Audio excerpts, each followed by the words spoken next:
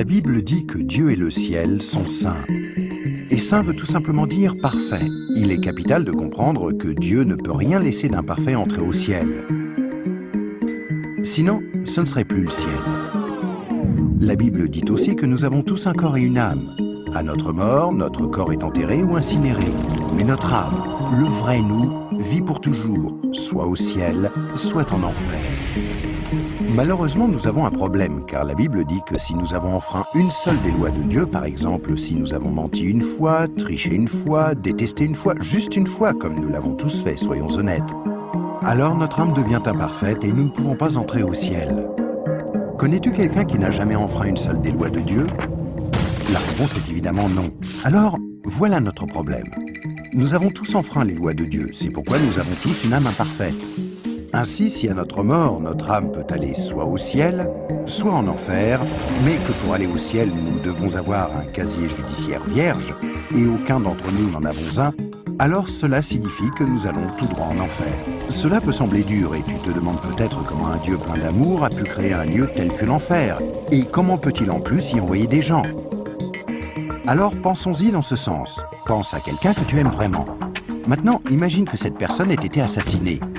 L'assassin est arrêté et plaide coupable. Mais tu es horrifié lorsque le juge dit « C'est très mal ce que vous avez fait.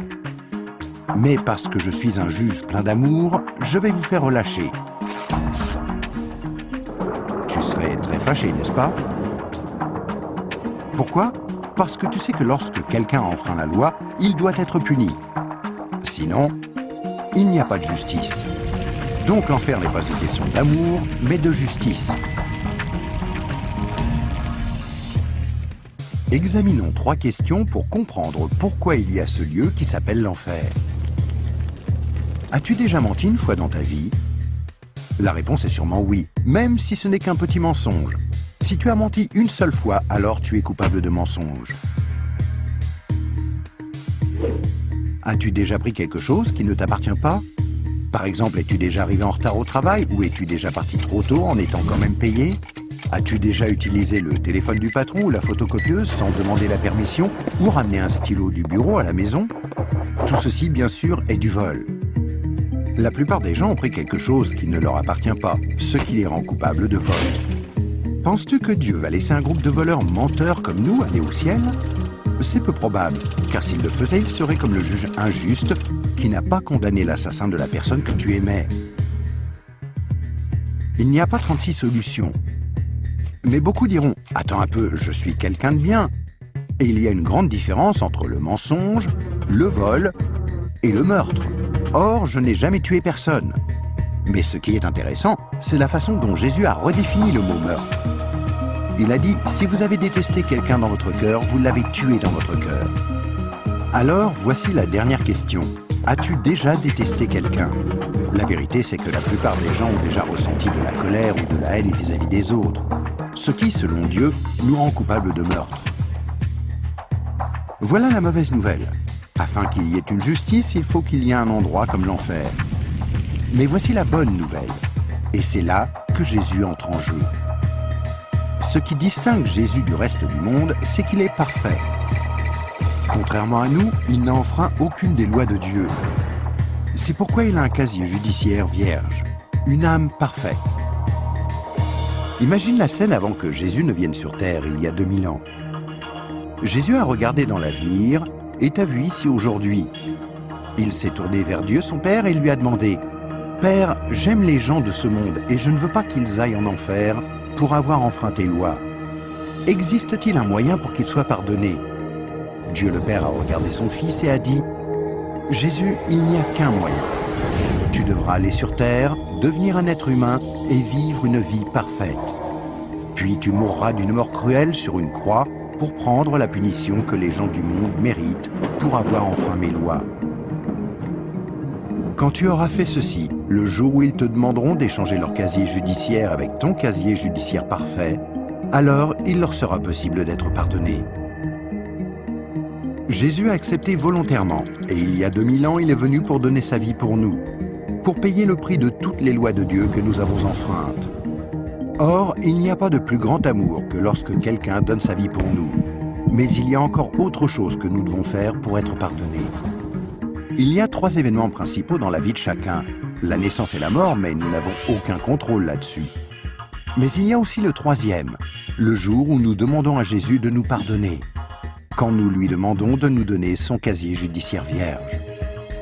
Il y a certaines idées reçues à ce sujet, mais dans la Bible, le principe du pardon de Dieu est clair. Nous ne sommes pas pardonnés en étant baptisés ou confirmés, ni même en priant occasionnellement, ou en allant à l'église, ou en croyant en Dieu, ou en essayant d'être bons. Ce sont toutes de bonnes choses, mais aucune ne nous accorde le pardon. Jésus a dit qu'il y a 2 choses que nous devons faire pour être pardonnés. La première est que nous devons avoir la volonté de nous détourner de tout ce que nous savons être mal et demander pardon à Dieu. Remarquez le mot « volonté ». Il y a peut-être certaines choses que nous nous sentons incapables de renoncer par nos propres forces, telles que dépendance, mauvaises habitudes ou des obsessions. Mais là n'est pas le problème. Dieu nous aidera du moment que nous en avons la volonté et que nous voulons nous détourner de ces choses-là et demander pardon à Dieu. La deuxième chose que nous devons faire, c'est faire totalement confiance à Jésus. Si Dieu t'a créé, ainsi que l'univers tout entier, ne penses-tu pas qu'il mérite d'être la personne au centre de ta vie? Faire totalement confiance, c'est reconnaître que Jésus est ton sauveur et accepter de le suivre. Quand tu es né, c'est comme si Dieu avait ouvert un livre sur ta vie. Maintenant, garde en tête que Dieu voit tout ce que tu fais. Il connaît chaque attitude, chaque pensée, chaque motif et chaque action. À chaque fois que nous brisons juste une des lois de Dieu, c'est écrit dans ce livre. Tu imagines bien qu'à la fin de nos vies, il y a toute une bibliothèque de livres contre nous. Mais quand tu te tournes vers Jésus et que tu lui fais confiance, il se passe quelque chose d'incroyable. C'est comme si Jésus prenait ton livre et se tenait en haut d'une falaise et déchirait toutes les pages. Le casier judiciaire entier de tout ce que tu as fait de mal et les jeter dans la mer la plus profonde. Il promet de ne plus jamais se rappeler de toutes ces choses. Jésus prend ensuite une copie de son casier judiciaire vierge que tu lui as demandé de te donner et il la glisse entre les 2 couvertures du livre où ton nom est inscrit. Ce nouveau livre est gardé précieusement au ciel. Le miracle est que l'on ne touche plus à ton livre à partir du moment où tu demandes à Jésus de te pardonner et jusqu'à ta mort. Même si tu fais des erreurs et brises encore les lois de Dieu. Devenir un chrétien ne te rend pas parfait sur le coup, et tu ne peux pas non plus dire une prière rapide et ensuite retourner à ton ancienne manière de vivre. Rappelle-toi, Dieu t'a pardonné pour toujours quand tu lui as demandé le casier judiciaire vierge de Jésus. Tout ce qu'il demande, c'est que tu lui soumettes tout et le laisses te purifier jour après jour. Quand tu mourras, tu passeras en jugement devant Dieu. Il ordonnera à ses anges d'aller chercher ton livre. Il l'ouvrira et dira « Cette personne était parfaite ». Et tu répondras « Non, je ne l'étais pas. J'ai enfreint tes lois. Est-ce que je ne mérite pas d'aller en enfer ?» Et Jésus te dira « Selon la justice, tu mérites d'aller en enfer. Tu as enfreint mes lois, et certaines, de nombreuses fois. Mais, mon enfant, tu as mon casier judiciaire vierge. Celui que je t'ai donné quand tu t'es tourné vers moi et que tu m'as fait confiance, et je t'ai pardonné. Bienvenue au ciel. » C'est pourquoi Jésus est si merveilleux. Grâce à lui, il est possible que chacun, peu importe les erreurs commises, soit pardonné et entre un jour au ciel. Imagine que tu ne te sois jamais tourné vers Jésus. Pense à ce qui pourrait t'arriver. Quand tu mourras, tu iras devant Dieu lors du jugement et Dieu te dira « Je suis désolé, je ne peux pas te laisser entrer au ciel, je dois t'envoyer en enfer. Tu ne m'as jamais demandé de te pardonner. Je t'aimais tellement que j'ai tenté par 6 façons différentes d'attirer ton attention. Premièrement, je suis mort sur la croix pour prendre sur moi ta punition. Deuxièmement, quelqu'un t'a expliqué d'une manière simple que tu pouvais être pardonné. Troisièmement, il y avait des églises à travers le monde. Certaines étaient bonnes, d'autres moins bonnes. Tu aurais pu trouver les bonnes. Quatrièmement, je t'ai donné une conscience pour que tu distingues le bien du mal.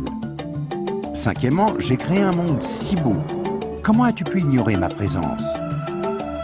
Et sixièmement, je suis ressuscité des morts, afin de prouver que je suis Dieu, et que tout ce que j'ai dit était vrai. Mais tu n'as encore rien fait. Je suis désolé, je ne peux pas te laisser entrer au ciel. Je dois t'envoyer en enfer. Et toi, si tu meurs ce soir, où iras-tu? Rappelle-toi, pour entrer au ciel, il faut un casier judiciaire vierge, que tu ne peux avoir sans avoir demandé à Jésus de te donner le sien. Afin de recevoir ce don gratuit, tu dois faire seulement 2 choses. Tout d'abord, tu dois vouloir te détourner de tout ce qui est mauvais dans ta vie et demander pardon à Jésus. Et deuxièmement, tu dois faire totalement confiance à Jésus. À moins de faire ces 2 choses, il t'est impossible d'être pardonné et à ta mort, il te sera impossible d'entrer au ciel. Ce qui est affreusement triste, parce que c'est la raison pour laquelle Jésus est mort pour toi.